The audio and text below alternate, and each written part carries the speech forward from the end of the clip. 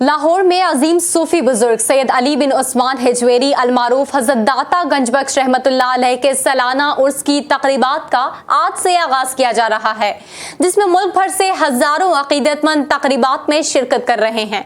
इसी पर बात करते हैं डायरेक्टर न्यूज रहमान यूसुफ से।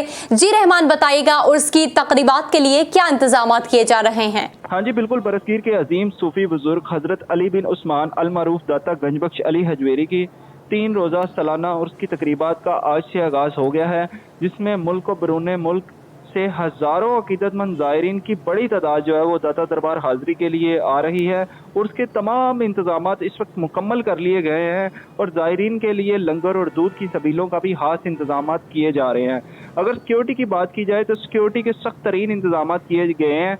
दाता दरबार के दाखिली और खारजी रास्तों पर वॉक थ्रू गेट लगाकर तलाशी ली जा रही है।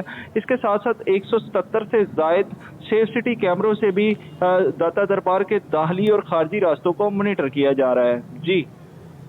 जी बहुत शुक्रिया तफसीलात से आगाह करने का। लाहौर में अजीम सूफी बुजुर्ग सैयद अली बिन उस्मान हिजवेरी अलमारूफ हजरत दाता गंजबख्श रहमतुल्लाह अलैह के सालाना उर्स की तकरीबात का आज से आगाज किया जा रहा है, जिसमें मुल्क भर से हजारों ज़ायरीन तकरीबात में शिरकत कर रहे हैं।